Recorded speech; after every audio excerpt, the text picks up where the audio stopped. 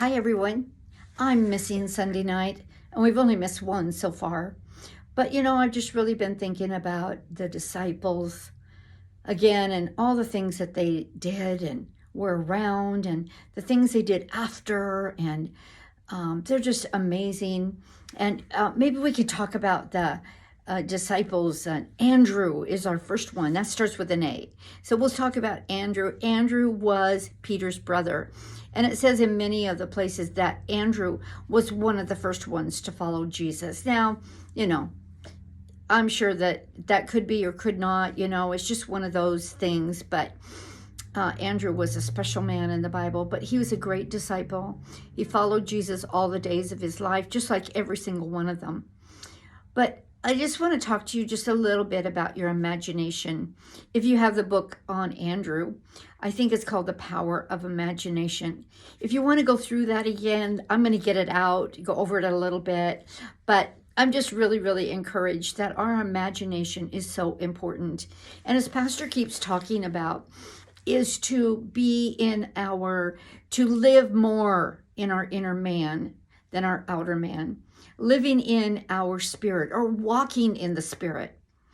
I think it was Mike Pizzoni who came to church last Sunday, and he said to me, I'm just so, I don't know, I don't want to use the word I'm drunk in the spirit, but I'm just so full of God, and I want more and more of him.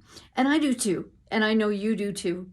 I don't want us to miss out in the next 2 months of just feeling like we have all that God has for us. And I really, really strive and work hard to have everything God has for us. I wrote a little message or a little thought down on Sunday when I was listening to the message. And I said this: let's walk in the Spirit more every day. Let's do it.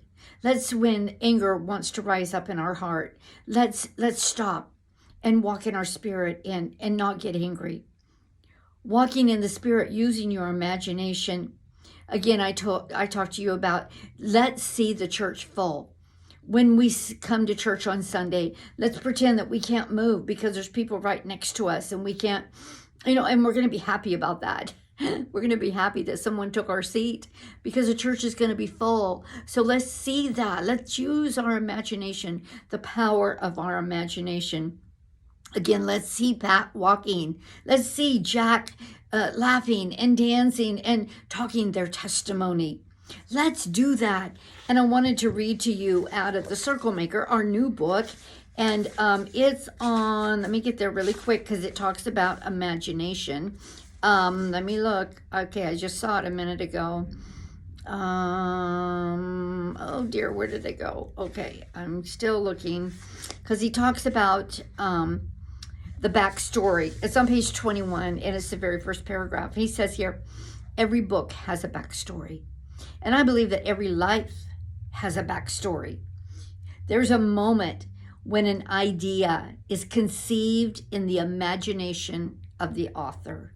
Just what we're talking about, using our imagination. And this book has a backstory when the idea was conceived in the imagination of the author. I like that because you know what? You're writing a book. You're writing a story. Your life is writing a story. And there is a backstory because your imagination brought it to pass. Let me tell you a story. I'm so excited about it. Pat and Mary Savage. I just believe the miracle, the manifestation is so close. It's just right there on the edge, just waiting to happen. So get excited for the things God is doing in his life. There was a young man, his name is Coleman, and he was working in their laundry room, trying to get it ready for shower.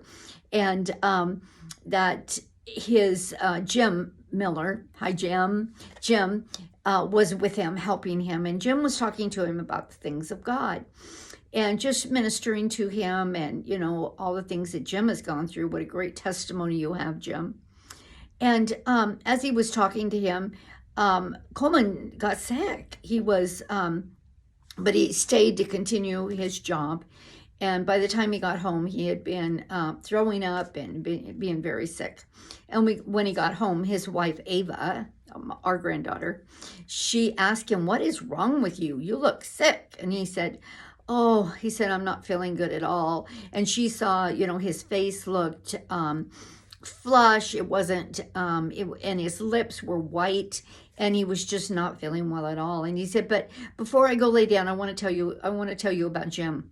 So he started talking to Ava about Jim and how much Jim had ministered to him and talked to him about. In fact, Coleman went as far to say, "I want to be just like Jim when I grow up." And as he was talking, Ava looked at his face and saw pink come to his face, saw his lips become normal. He was totally healed talking about Jim. Coleman was totally healed. You guys, that's an amazing story. A miracle was happening in that room while Jim and Coleman were fixing. And I just believe that miracle is going to spread throughout that house. And I am expecting the manifestation of God to happen in Pat's life. In fact, that evening, Pat had a seizure. But you know what? I believe that his body was pushing back from the miracle, the healing that was coming into his life, the manifestation that is happening already in his body. And so, let's see that. Let's use our imagination and go far enough just to see Pat well, healthy and whole, walking and talking and having a great life, the life that God has for him. I want to encourage you today. What do you need in your life? Can you imagine it? Can you see yourself walking whole? Can you see yourself walking with knees not hurting? Arthritis has to go. Things in our body want to creep up. The enemy comes to kill, steal, and destroy. Let's fight back. Let's be what God has called us to be. Let's fight back. And let's use it in our imagination. See it happen. Let's do it. I'm with you. Let's go. God is so good. You guys have a great week. Love you.